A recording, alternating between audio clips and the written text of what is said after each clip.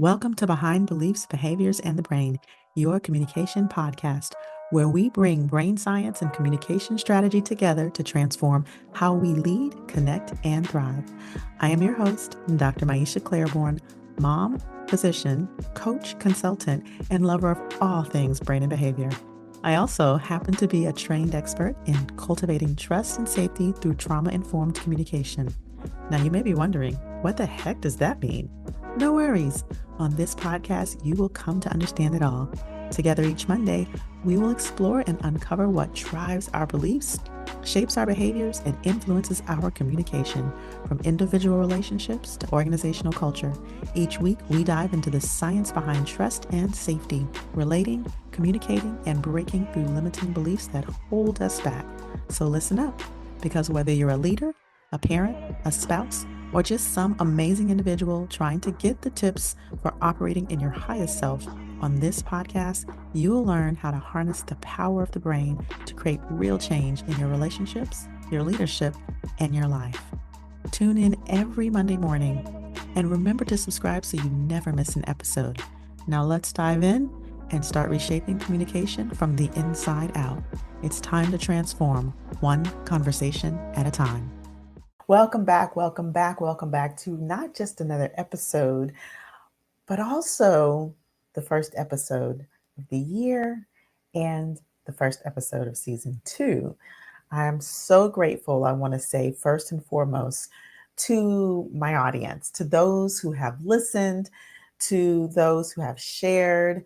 Without you, there is no podcast, and that we are able to continue this podcast and have a second season. As I am no stranger to podcasting, so this is not my first rodeo at being a podcast or even a radio show host.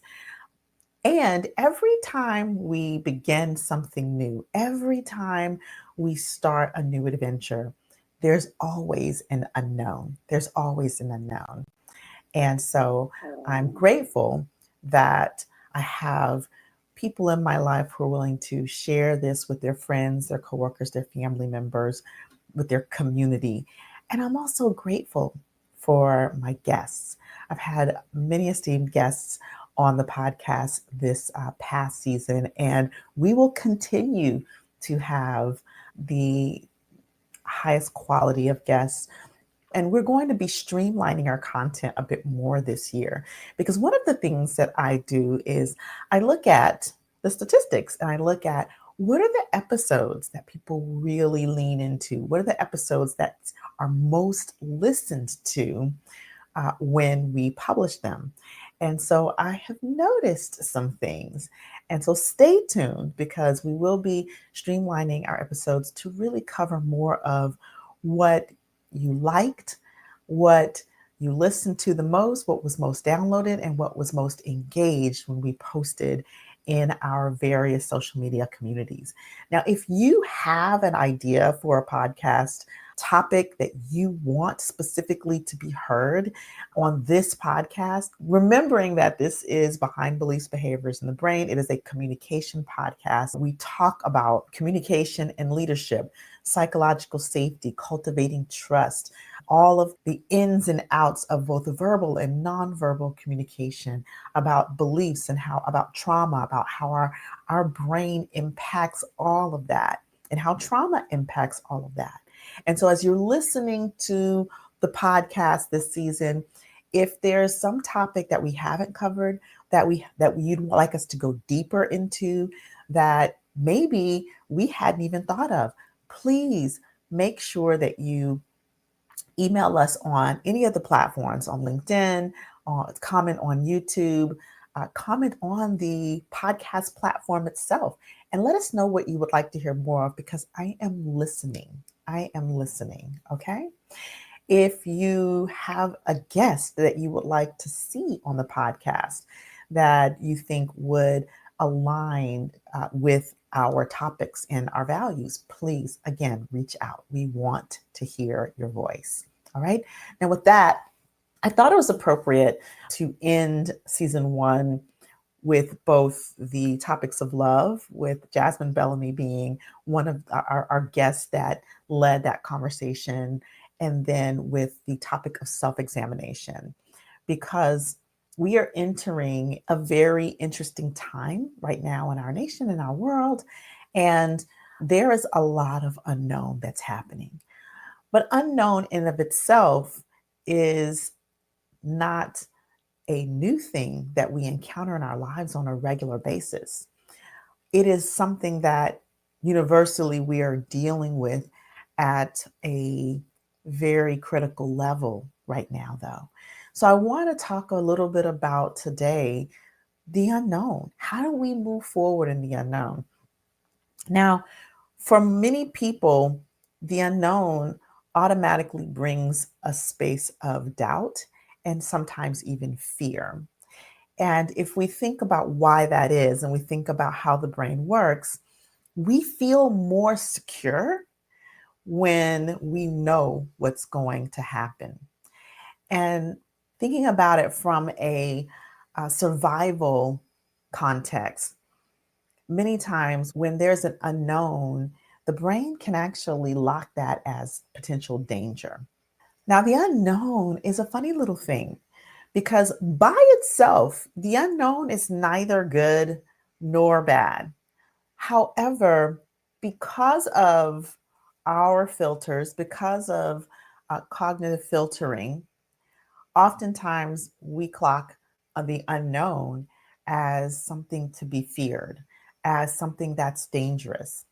Now, this is something that could be an anthropological thing, or it could be a socialized thing, or it could be a combination of the two. But by itself, the unknown carries no value except for the value. But by and large, the unknown by itself carries no meaning beyond the meaning that we place on it. Now, I understand that in the past, when something has been unknown, followed by something that maybe has been scary or something that has been not what we have planned, or followed by an assault of some kind, psychological, emotional, or even physical, what happens is that gets coded in our bodies as if we had known we could have prepared. Take the pandemic, for example. There was a lot of unknown that we experienced inside of the pandemic. I'll give you an example. Maybe about 10 years ago here in Atlanta, what a lot of us refer to as snowpocalypse. Now, if you live in the area or around the area, you may remember this. It was a day in which we had a major ice storm. But what happened was the ice storm happened so suddenly and so fast that people were unprepared. And there ended up being a lot of people who were stranded on highways, on roads, who couldn't get to their families, who it was actually very traumatic for a lot of people.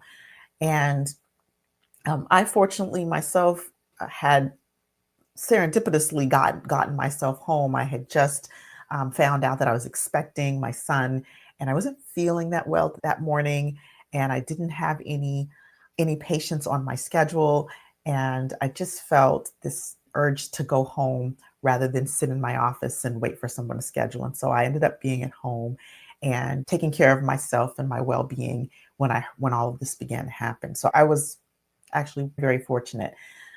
However, this was the unexpected. It was a very unexpected turn of events, and it happened very quickly. And there was a lot of unknown, that there was a lot of chaos and sort of mayhem that came as a result of this unknown, this ice storm that just ended up on Atlanta very suddenly. And it was unfortunate that during that time, it happened so because Atlanta doesn't get a lot of snow or ice, that we didn't have in the city enough support to be able to manage the roads. Over several days, people were taking people into their homes, people were trying to find their way to warmth and safety. And if you think about that as a whole experience, that is going to be encoded in many people's memories, both somatic memories and mental memories, as trauma. And that was such an unknown. And so, what happens when there are unexpected events and when there's an unknown is that it really signals danger to the amygdala, to the brain. And so, it's understandable why unknown would activate fear in someone. However, context is decisive. And when we only look at unknown from a place of fear, we miss the opportunity to see it from a place of power and creation and even beauty. And so, what is the mind shift that needs to occur in order to recognize that in the unknown lies a blank slate with which we can create something powerful, something beautiful, and something transformational? Now, I don't know what that is because guess what? It's unknown. But when you think about the unknown from a different place, when we move beyond fear, doesn't mean we won't experience the fear. And I'm not suggesting that we won't experience fear inside of the unknown at some point. And when we can recognize the fear for what it is, an emotion, and we can also start to look at how else can we see the unknown other than something to be feared? How else can we see the unknown rather than something bad or something ominous? I'll share with you that there has been a lot of unknown inside of my career path. And I have worked with so many clients, mostly physicians, who have had these circumstances that have put them in a place of complete unknown, where they didn't know if they would potentially practice medicine again, where they potentially didn't know if they might be able to find a position that would be their ideal position, whether they just didn't know what the next step was for them. It was complete and utter unknown. And they would come to me with this fear and despair. And one of the things that we would do when we work together is to be able to turn that fear and despair into curiosity about, well, what could this mean? What opportunity could be available if we were to look at this as a blank slate to create rather than an unknown to be feared? And inside of shifting the context, I had physicians who not only found their ideal next careers, next jobs, but created whole entire lives that they never thought were going to be possible because they went from being at the effect of a circumstance to putting themselves at the source of the circumstance, at the source of their life, asking themselves, what can I do in this circumstance that would empower me in this moment?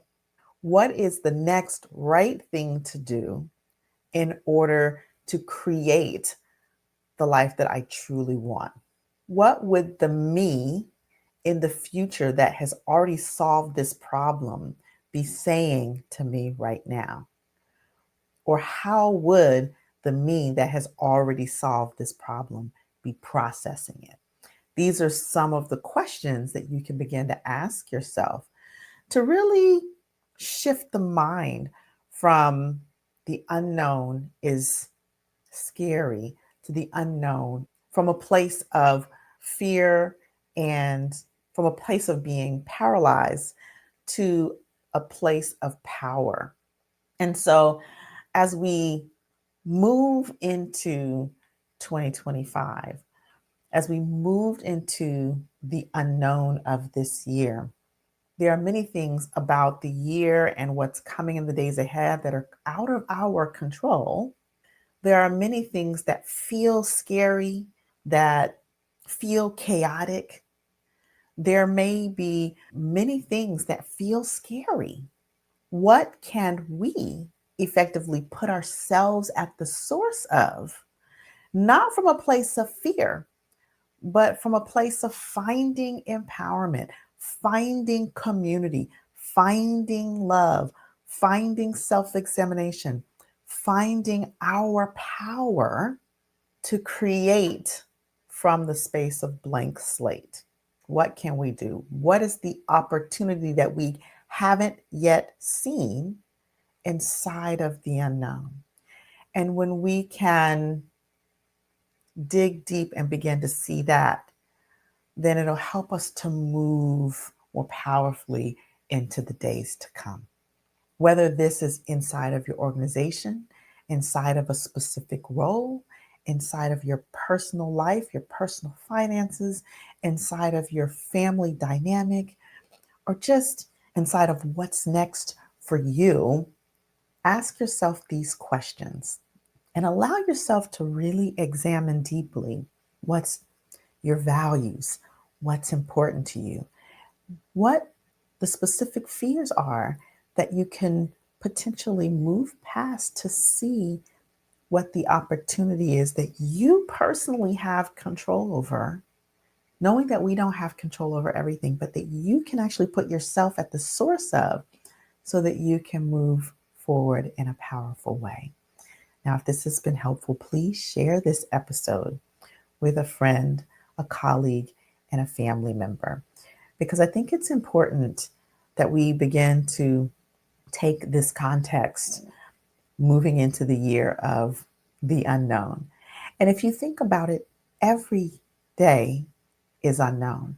Every week is unknown. Every month is unknown, regardless of what's going on globally. And we wake up each day, we know what we know, but we move powerfully inside of an unknown every single day without possibly even realizing how much of an unknown we're moving forward. So that's to say that we can have our power. We can move in faith.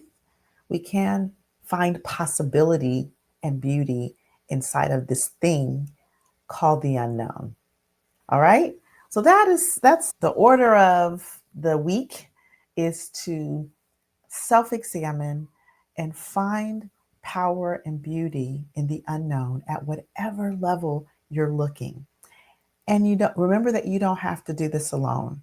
Remember that there are people around you, there are community, whether you have access to them or not, that have a like thought and like mind that can pull you forward and empower you. So as you move forward in this examination, maybe do this in community, maybe do this with family, maybe do this with a group, but find the power and the beauty in the unknown and hold that as you move forward in the days ahead.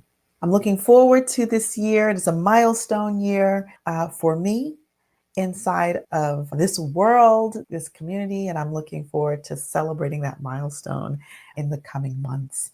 And so until the next time, please share this episode with a friend, with a colleague, with a family member, with your community. And I look forward to sharing season 2 with you. But until the next one, you all stay empowered. Thank you for joining me on today's episode. We truly appreciate our listeners because without you, there is no podcast. I really hope you enjoyed today's episode and that it gave you fresh insights and practical tools to elevate your communication and build trust and safety in all areas of your life, from leading your teams to strengthening your relationships at home. If today's conversation resonated with you, please take a moment to subscribe to the podcast, share this episode, and leave us a 5-star review. Your support helps us reach more people looking to enhance their relationships, their leadership, and the communication in every area of their life. If you are ready to take your communication to the next level, I encourage you to check out our Communication That Transforms online course.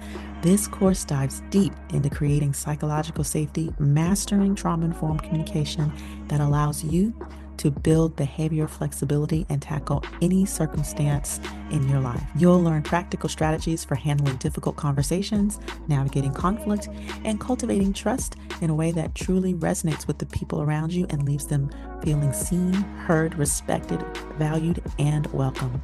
This course is designed to help you transform not only how you lead, but how you show up in all your relationships, whether in the boardroom with your teams or at home with your family. Check out the course at mindremappingacademy.com/TICC to learn more, see the full course catalog, and register.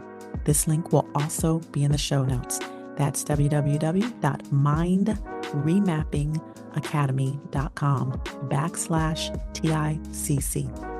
Finally, if these topics resonate with you and you want to bring them to your department, your team, or your organization, I'd love to speak with you. Reach out to me and invite me in for a workshop or a conference tailored to elevate your organization's trust, collaboration, communication, safety, and belonging. You can learn more and reach out to me by visiting mindremappingacademy.com/corporate-programs. Remember, change happens one intentional conversation at a time. With one small shift in how we connect, listen, and lead. Keep listening with intention and communicating with clarity. And until the next episode, stay empowered.